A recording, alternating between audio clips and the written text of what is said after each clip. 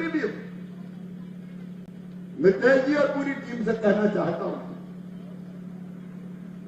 प्रधानमंत्री आवास के मकान मिल रहे हैं। तीसरे टर्म में ही ग्रामीण विकास मंत्री बनने के बाद बिहार सरकार ने जितने मकान मांगे 10 लाख से ज्यादा दिए। और आज बैकुंठपुर में खुल कर कह के जा रहा हूं, मेरी बहनों मेरे भाइयों, ये संकल्प है हमारा कि बिहार की धरती पर किसी गरीब को कच्चे घर में नहीं रहने देंगे, सबका पक्का मकान बनाया जाएगा। उसके लिए हमने अभी सर्वे करवाया है। मितेश जी यहां की सर्वे की सूची भी देख लेंगे। अभी उसके एक बार प्रमाणीकरण का काम चल रहा है। बिहार में एनडीए की सरकार आना सुनिश्चित है। हर गरीब का पक्का मकान हमारा संकल्प है, हमारा संकल्प। केवल वोट नहीं, गरीब की जिंदगी बदलना है रे। केवल वोट नहीं, नौजवानों को रोजगार युक्त करना है। बिहार को भ्रष्टाचार मुक्त और पलायन मुक्त बनाना है। हम बिहार को प्राइम स्टेट बनाएंगे, वो आ गए तो बिहार को क्राइम स्टेट बनाएंगे। आरजेडी का मतलब क्या है? आर का मतलब रंगबाज, रंगदारी। आ गए तो दूसरों पे गुंडागर्दी करेंगे। अरे मैंने तो पढ़ा भैया अखबार में, संजय जी, बेटी की शादी हुई, सरकार आरजेडी की थी, शोरूम तोड़ तोड़ के कारें उठा के ले गए बारातियों के। ये रंगदारी बिहार में होती। बताओ, ये रंगदारी बिहार में होने दोगे क्या? फिर से जोर से बताओ, होने दोगे क्या? तो आर का मतलब है रंगदार, रंगबाज, और जे मतलब जंगल राज। जिसकी लाठी उसकी भैंस। और डी का मतलब है डकैती। ये फिर से डकैती डालेंगे। इनके नेता खुल के खेलेंगे। इनका भूत, वर्तमान और भविष्य सब परिवार है, इसके अलावा कुछ नहीं है मेरे भैया। और ये तुम्हें अपना परिवार नहीं मानते, मोदी जी तो जनता को अपना परिवार मानते हैं। हमारा परिवार आप है मेरे बहन और भाइयों, आप है। और इसलिए सावधान रहना।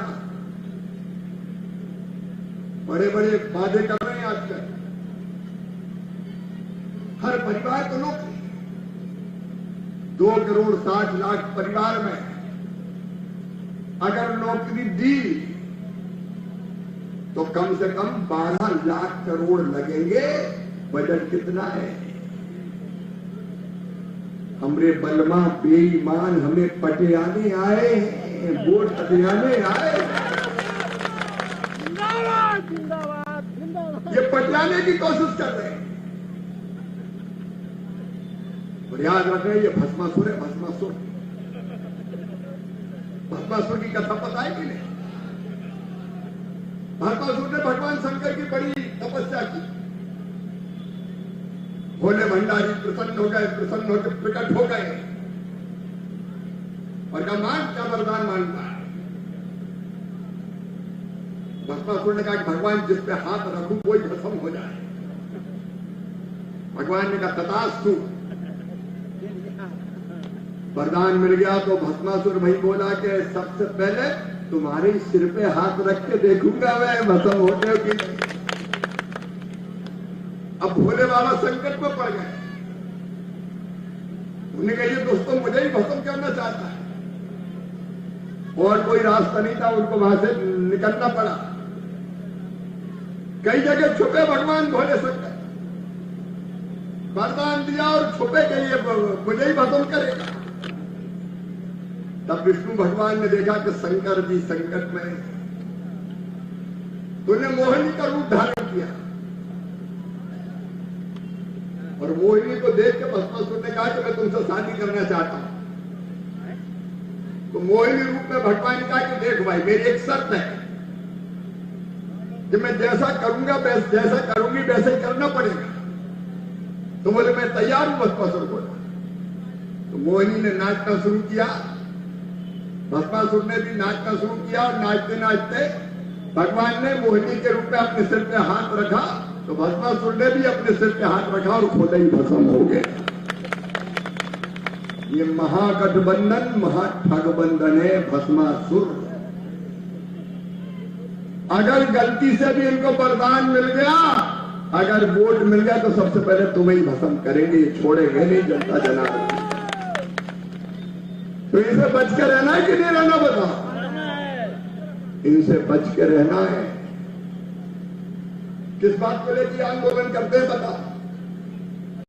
आप बताओ, बिहार में वोटर लिस्ट में कई गलत नाम जुड़े थे, बांग्लादेश के घुसपैठियों के नाम जुड़े थे।